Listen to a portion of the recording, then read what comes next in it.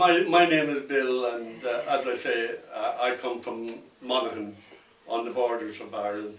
And when we came over in 1952, we came to Dalston Junction in the East End, and I had served my time in a bar over in Ireland, and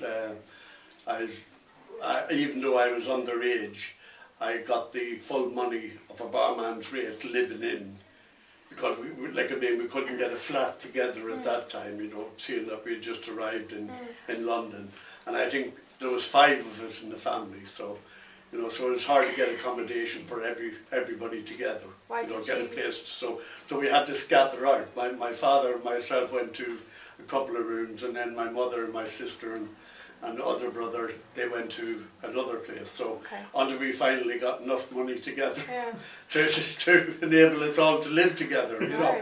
So as I say, and at that time there was a lot of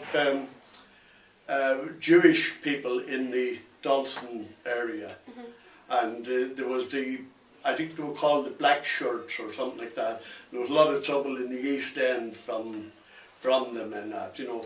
But at that time things were very bad, because I started on the building about a year after that, and actually I started at seeing fourpence halfpenny an hour. So, and that was the bare minimum 40-hour week. So that left you about £8 after you had paid your national insurance and things like that, you know. So it wasn't a lot of money, but then a pint was only one and tenpence in the old money. Which wasn't new money. So, yeah, and it was a good pint as well. Like, it was a good pint of Charringtons, you know.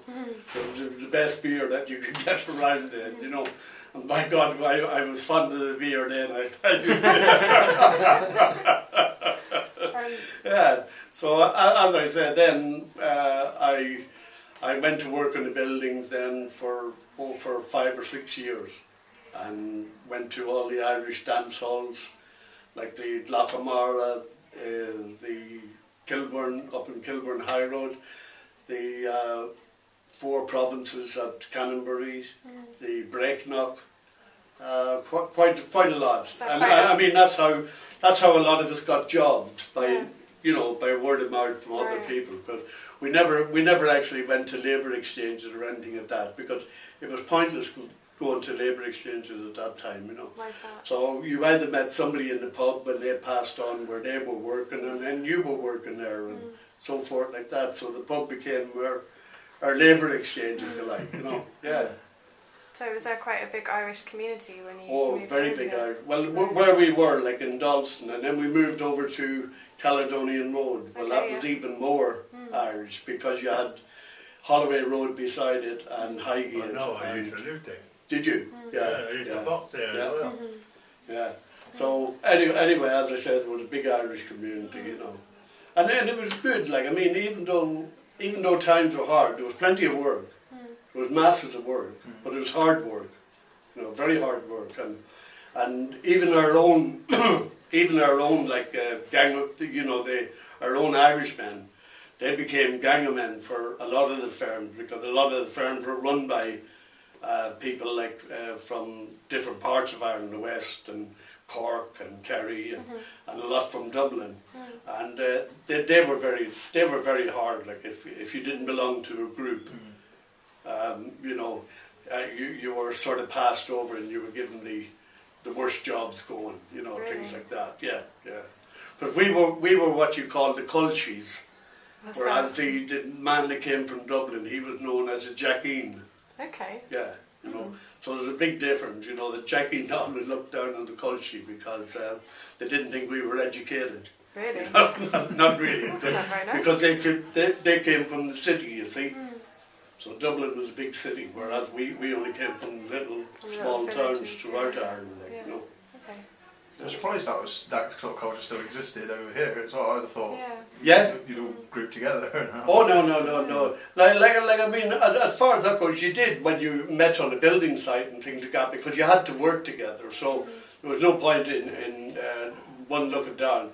But like when you went to work for Irish subbies, you know, and when the self-employed came in the 70s, you know, and just before decentralisation, you know, and like I mean, then it was different because you were going to work for your own, but you weren't a townie. You didn't come from their part of the country, so crazy. they didn't think a lot of you. Yeah. You know, so like there was plenty of wheelbarrows there to wheel, so you got the wheelbarrow. You know, anybody that had the soft jobs was usually from their part of the country. You know, Oh gosh. so yeah, there was a lot of that. There was a lot of that attached to it. You know, but then times changed. Like, and then I became a steel fixer, and I worked on quite a few of the big sites in London, like the Tower, Euston Station.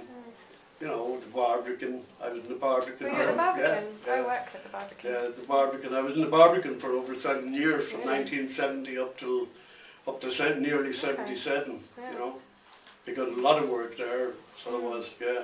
You know, you mentioned earlier about kind of discrimination towards Irish people when you first came over. Could you elaborate on that a little bit? Like, what was it like? You said that there was signs up in places. Well, like, I mean, what do you mean on the buildings or just in general? In general. In general. Yeah.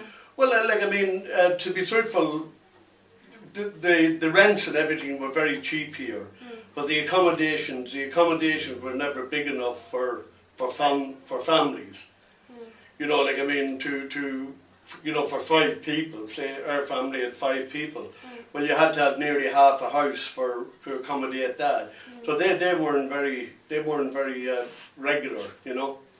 But like, I mean, there was a big Irish community, I suppose, right around Kilburn and places like that.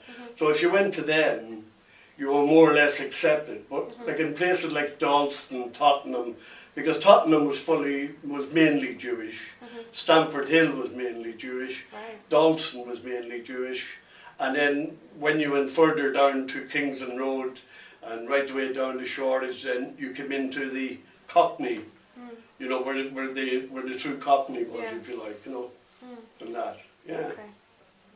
But no, I enjoyed it. I enjoyed my pardon. Oh, sorry, I was just going to say, what about the discrimination on the building sites? Was that in a lot?